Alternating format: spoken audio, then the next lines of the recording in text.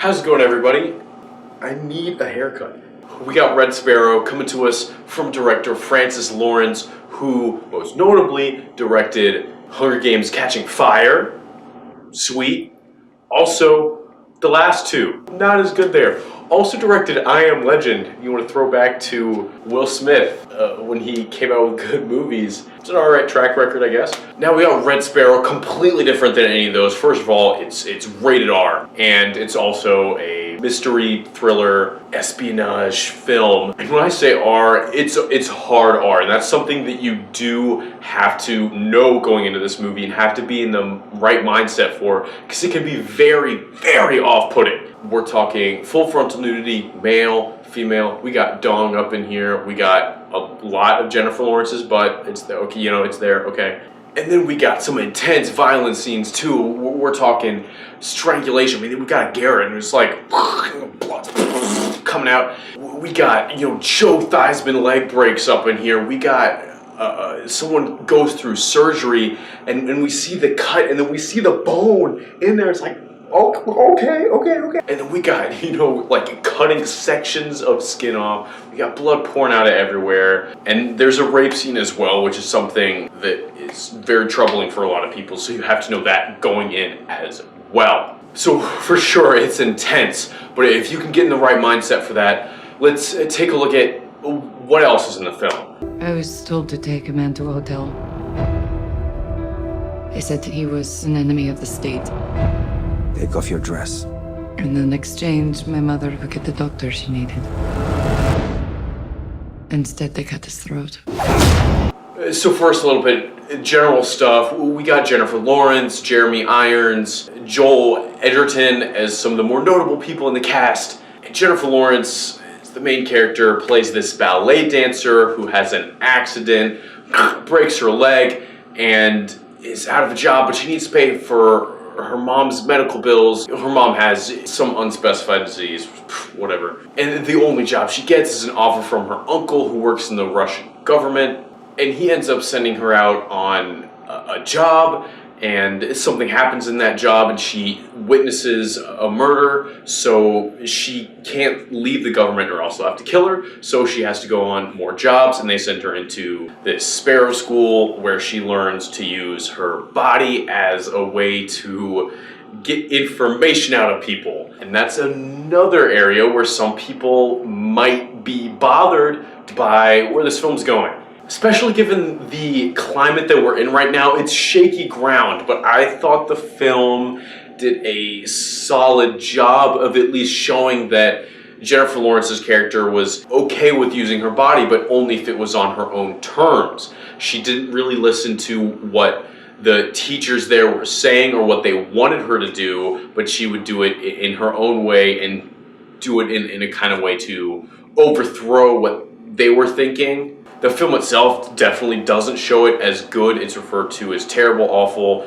Jenifer Lawrence calls it horror school. So it's definitely not supposed to be a good thing. And so when she gets out of the school, she's put on a mission to get close to Joel Edgerton, who plays a CIA agent who had been stationed in Russia, so that Jenifer Lawrence can get him to divulge who the Russian mole he was working with was.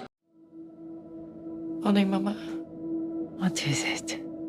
I have to go away for a while. So one of the biggest things that kind of bothered me about this film was the characters. And as this is a mystery film, over the course of the plot, there's a lot of twists and turns and back and forths, which to a point was almost a little too much. But let me explain. So we spend so much time with Jenifer Lawrence's character, which was great because I felt like we got to know her and she was very interesting and intriguing, and I was fine with her, but we don't spend a lot of time with many of the other characters that come up in between all the crosses and double crosses in the film. And the film doesn't really take advantage of those short times with those characters to establish them. So I was just kind of like, oh, we're double crossing this government guy now, and this government, and this, I don't even know who that is.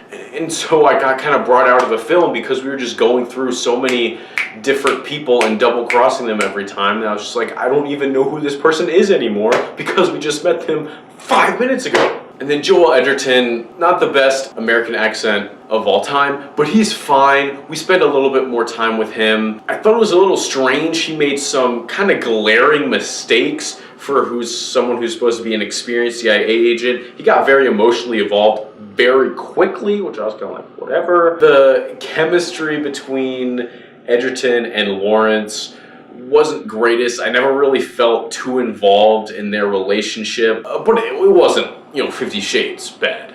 You must learn to push yourself beyond all limitation. Take off your clothes. When we are finished with you, the person you were will no longer exist. And throughout the film, there's some shots that will show up as just obviously something you need to pay attention to, but doesn't fit into what's happening there. The scene will just be going along, and you'd be like, well, that was a random shot. And then at the end of the film, they pull out all those random shots and they pull it together into unsolving the mystery, which can lead to a kind of aha moment. But personally, I would have preferred if they kind of posed the question that they answered at the end, at the beginning of the movie, and then made those obvious outtake scenes a little less obvious, so that then as the audience, I could participate a little bit more and try and put the pieces together myself. I think kind of the last thing is that this movie was really long. It's like 2 hours and 20 minutes, which doesn't mean that that's too long for a movie, but just that, especially in the Sparrow School, we spend a good amount of time there, and it's very interesting. The only problem is that it doesn't really advance the plot at all.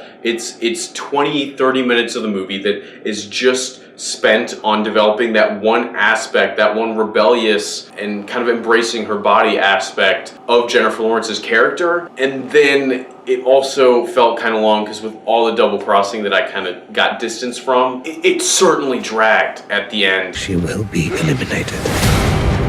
What have you done?